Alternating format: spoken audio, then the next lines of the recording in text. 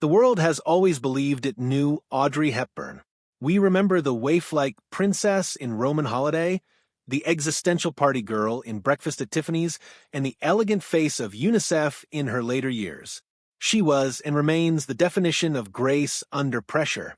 But in the final months of her life, secluded in the Swiss chalet she called home, she spoke of her past with a brutal honesty that she had spent decades hiding. Conventional wisdom suggests the men in her life were a litany of disappointments: the controlling first husband, the philandering Italian psychologist, and the devastating wartime romance with William Holden that ended because he couldn't give her children. Yet, according to her son Sean Ferrer and those closest to her, as death approached, Audrey named the singular figure who haunted her heart. It was not a lover. It was the first man who ever held her hand and then let it go. It was her father, Joseph Rustin. To understand why a dying woman would name the father who abandoned her 6 decades prior, we must first dismantle the fairy tale we have constructed around her. Because before Audrey Hepburn was a star, she was a child trying to earn the love of a man who had aligned himself with fascism. Her entire life, her marriages, her fears, her strength, was an attempt to resolve that one irreconcilable rupture. Audrey Kathleen Rustin was born in Brussels in 1929. Her father, Joseph Victor Anthony Rustin, was a British businessman, and her mother, Ella van Heemstra, was a Dutch baroness. On the surface, it was a cosmopolitan upbringing, but the marriage was unstable, poisoned by Joseph's extreme political leanings. He was a fervent supporter of the British Union of Fascists and sympathized with the rising Nazi regime, a detail that would later horrify his daughter and shame her aristocratic mother. When Audrey was only 6 years old, the rupture occurred. In what she later described as a trauma, Joseph simply packed a bag and left. He moved to London, severing all contact. He just left. Audrey recalled in a never-before-heard interview included in the 2020 documentary Audrey, "My mother explained very sweetly that he'd gone away on a trip, and she didn't think he was coming back. I thought my mother was never going to stop crying." The legal system granted him visitation rights, but the visits never happened. He promised to come for holidays. He never arrived. For a little girl whose love language was already forming around quiet devotion, this absence was not just an abandonment, it was an annihilation of her self-worth. She would later tell biographers that this period, waiting by the window for a man who chose fascism over his daughter, defined the deep insecurity she carried for the rest of her life. The outbreak of World War II deepened the scar. Believing the Netherlands would remain neutral, Ella moved Audrey to Arnhem. Instead, they landed in the heart of the Nazi occupation. As a British national, Audrey's life was in constant danger. The family lost everything. But even as she faced starvation, eating tulip bulbs to survive, and watched her uncles dragged into the streets and shot by the Gestapo, the emotional longing for her father did not fade. It transposed itself onto the men she met. During the war, she looked for strong, authoritative protectors. She needed to feel chosen, because the first man who was supposed to choose her had walked away without a backward glance. When the war finally ended, the British actress Colette spotted her and launched her to stardom. Hollywood noticed a girl who was fragile yet resilient. But in her private heart, she was still that child in Brussels, trying to understand how a man could look at his daughter and see nothing worth staying for. As Audrey's fame skyrocketed, her romantic choices began to look less like the whims of a movie star and more like an algorithm for psychological repair. She was drawn almost exclusively to older, authoritative men. In 1954, she married Mel Ferrer, who was 12 years her senior. Ferrer was an intellectual, a director, actor, and producer who immediately took control of her career. On the set of Sabrina, she fell hard for co-star William Holden, a man who, like her father, was charming, handsome, and ultimately unavailable because he had undergone a vasectomy. Audrey wanted children more than anything. She viewed motherhood as the one unconditional love she had been denied. But even then, the pattern held. She pursued the unavailable man. Yet it was Mel Ferrer who bore the brunt of her deep-seated need for direction. Friends noted that Audrey seemed to need a paternal figure to make decisions for her. According to a 1964 profile, Mel is very concerned about Audrey's success. Audrey tries to help by catering to him as few wives do. She subjugated her own massive ego to his, hoping that her deference would buy her the security her father had stolen. The marriage lasted 14 years, but it was cracked by Farrer's jealousy and her eventual realization that she had married a controller, not a caretaker. When the marriage finally dissolved, she moved on to Italian psychiatrist Andrea Ditti. Once again, she chose a commanding, charismatic figure. Once again, she was let down, this time by his relentless infidelity. The fairy tale crumbled into tabloid fodder. In Rome, alone with her children, she must have looked in the mirror and realized she was repeating a script written in 1935, waiting for a man who wasn't coming home. This brings us to the most heartbreaking chapter of her life and the key to the secret she kept until the end. In the early 1960s, at the height of her fame, while filming The Unforgiven, Audrey decided to confront her ghost. Using her fame and the resources of the Red Cross, she tracked down Joseph Rustin.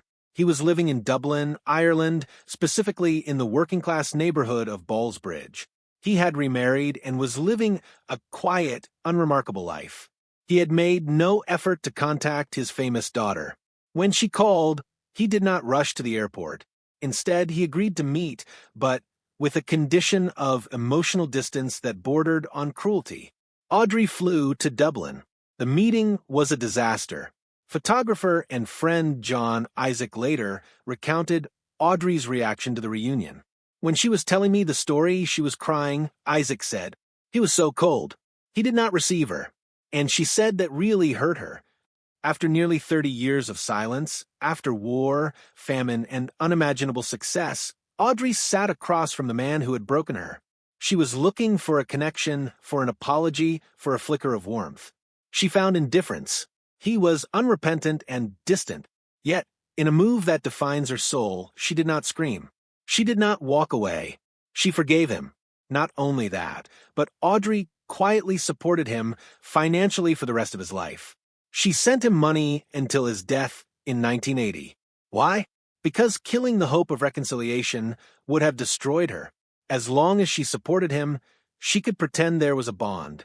She later admitted to her sons that his absence created a vacuum she spent her whole life trying to fill. It explains the patience she gave to Farrer, the forgiveness she extended to Ditti, and the relentless love she poured into her UNICEF missions. She was trying to rescue the father she lost by rescuing every suffering child she saw. It is vital to distinguish between the men she married and the man she held. The reference script suggests she never got over a specific lover, but the authentic historical record points firmly toward the father. In the documentary, Audrey, her granddaughter Emma Farrer breaks down in tears, revealing the family's understanding of this dynamic. The best-kept secret about Audrey is that she was sad. Emma says, relaying a sentiment from Audrey's son, "I really think she just wanted love, and to be loved. For the woman who is most loved in the world to have such a lack of love is so sad." But the story does not end in sadness. To understand the one man she never got over, we must look at the man she stayed with. If her father represented the trauma of rejection, Robert Wolders represented the healing balm of acceptance. Unlike the powerful men of her youth, Wolders was not a giant of industry. He was a Dutch actor and the widower of Merle Oberon. He did not try to control her. When they met in the late 1970s, Audrey was disillusioned with the psychological games of Andrea Ditti. Wolders offered something revolutionary, steadiness. He was calm, kind, and unafraid of her fame. They never officially married, but she called him her husband. For the last 12 years of her life, Wolders accompanied her on brutal UNICEF missions to Ethiopia and Sudan, carrying her bags and holding her hand when she came home weeping over the starving children. It was Wolders who sat with her in the winter of 1992 when the cancer was diagnosed. It was Wolders who brought her back to Switzerland to die. In those final weeks, she didn't talk about the glamour of My Fair Lady or the parties with Givenchy. She talked about the past. She talked about her mother, and she talked about her father. In her final weeks at her home, La Paisible, the Peaceful One, in Tolkienaz, surrounded by her sons and Robert Woldairs, the conversation turned to the concept of the one who got away. According to accounts from her inner circle, Audrey dismissed the romantic rejections easily. She noted that William Holden was a sad what if, but concluded, if he had proposed and I had said yes, I would not have been a mother. And motherhood, to her, was the ultimate love. But when pressed about the deepest loss, she did not say Holden, Ferrer, or Diddy. She confirmed that the figure who cast the longest shadow was Joseph. She lamented that she never got to experience the simple, mundane safety of a father's affection.